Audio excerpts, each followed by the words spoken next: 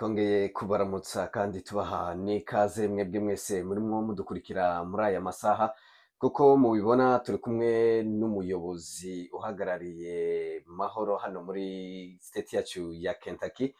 Twamusuye kugira ngo aduheze umuco ku bijanye nuko amatora azogenda ku munsi w'ejo, ni ibiki biteganijwe, hateguwe ibiki, nivyo tuza kurabiraho muri kino kiganiro cacu. Ariko kandi reka ntangire musuhuza kandi yibwira n'abadukurikiye muri aya masaha. Mwaramutse neza? Mwaramutse neza, murakoze cyane abanyamakuru. Watanga wibwira abantu tubwira nuko amatora yo ku munsi w'ejo ateganyijwe. Amazina nitwa Patrick Bagaza, ndi umuyobozi muri Kentucky ndetse mu mujyi wa Louisville. Twishimiye kubana namwe kandi twagira ngo tubasobanurire ku bijyanye n'amatora azaba ejo. Uko mubizi, umuryango wa Mahoro Peace Association ufite amatora y'ubuyobozi bwa Executive Committee. Hariho ibice navuga bitatu hazatorwa ubuyobozi bwa Executive, harimo imyanya ikurikira: Perezida, Vice Perezida, Sekreteri ndetse umubitsi n'abajanama batatu. Muri iyo myanya hiyamamaje, ndashaka kugira ngo mbwire abatuye no muhana, ndabizi ko bamwe babikurikira kuri social media, ma YouTube, abiyamamaje bagiye bakora ibiganiro bitandukanye, ma space, ariko ndabizi ko hari abandi nabo kubera impamvu z'imyanya n'imirimo dukora muri kino gihugu batabashe kubona amahirwe yo kubakurikirana. Reka mu ncamake mbabwira amazina yabo, hanyuma nze no kubabwira uburyo amatora ateguwe. Amazina: ku mwanya wa perezida hiyamamaje abagabo babiri b'abamambure ba Mahoro kandi abagabo bose b'inararibonye, ndavuga nk'umuyobozi ubazi. Umwe ni Fabrice Ruhumuriza, wahora uyoboye board ya Mahoro.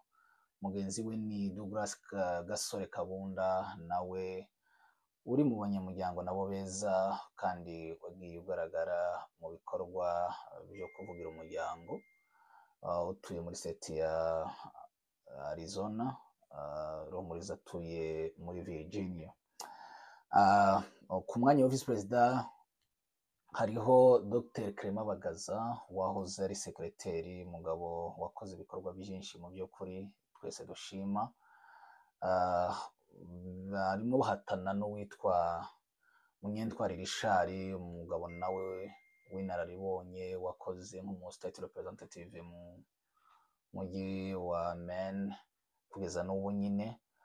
Hariho Jonas Bagaza uva muri state ya Ohio mu mujyi wa Columbus, nawe ni umugabo w'imfura.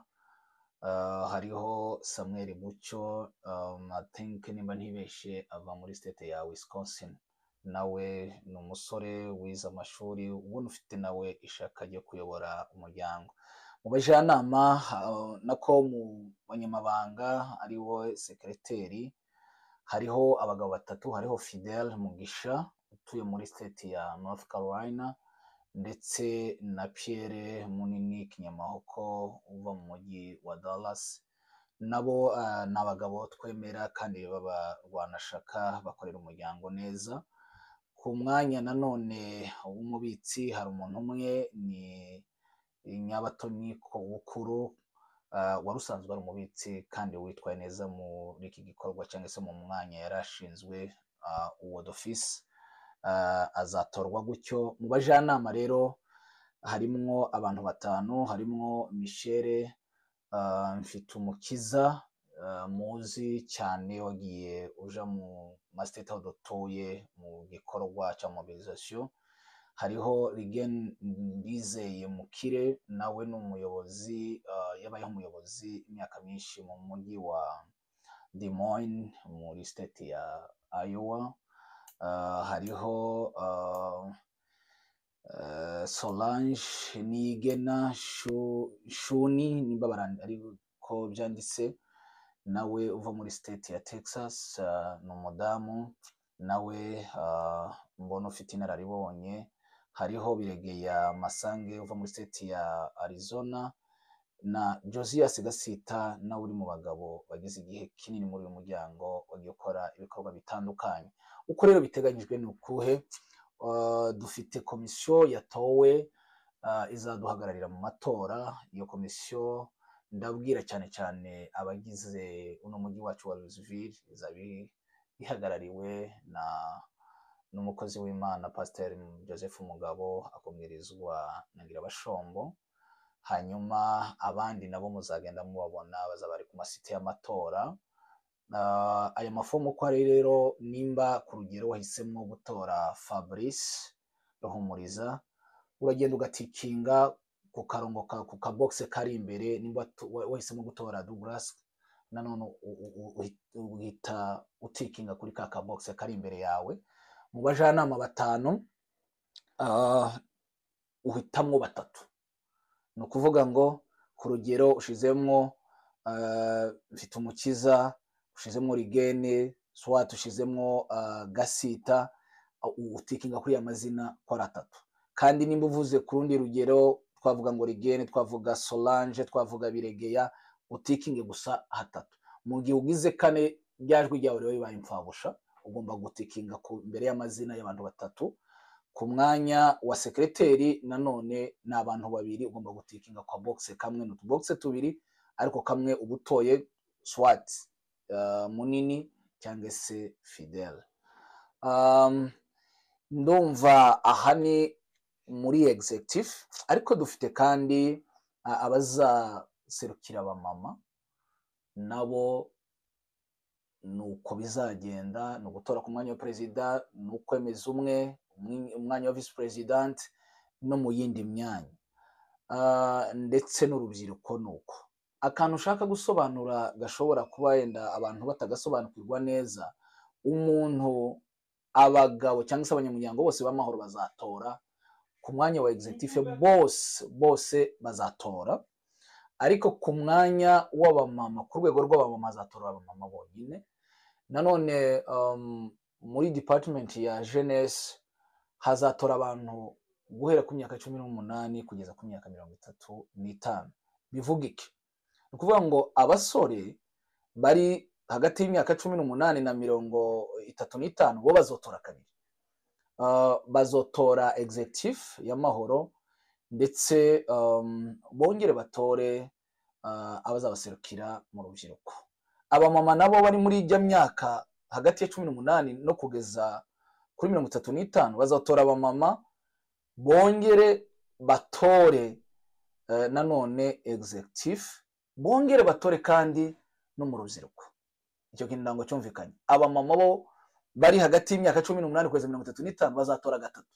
Bazotora executive y'amahoro, bazotora urwego rw'abamama, ariko kandi bazatora muri jeunesse. Ibyo ntekereza ko byumvikanye. Icyanyuma, dufite amasite y'amatora atandukanye. Imwe iri ku itorero riyobowe na Revera Pasteur John, indi iri kwa Revera Pasteur Muragizi, indi iri kwa Pasteur Charles, indi iri kwa Revera Pasteur Gasore, indi iri kwa Pasteur Sebanyana Gervin, indi izaba iri kwa Revera Pasteur Tito. Nanone n'abandi bose batazaba babashije kuba mu matora, batabashije kuba muri aya masite, turashobora twateganyije uburyo barashobora gutelefona ushinzwe amatora ariwe Pasteur Mugabo, azaba ari kumwe n'abandi kugira ngo amajwi yabo nayo abashe kubarwa. Ndavuga abantu bari mu bitaro, abantu bari mu ngendo hirya no hino, aba truck drivers, abo bose nabo bemerewe gutora, ariko bacishije batelefonye ushinzwe amatora wa Pasteur Mugabo. Soza, mu by'ukuri ndashimira abanyamuhana bose uburyo mwitwaye muri iki gihe cya campaign cyo kwamamaza. N'uburenganzira bwanyu kwamamaza abo mushaka. Nanone reka mbasabe ibyo tuze mwagize muri komeze no mu matora. Gutora nibanga kandi umuntu atora uwo ashaka.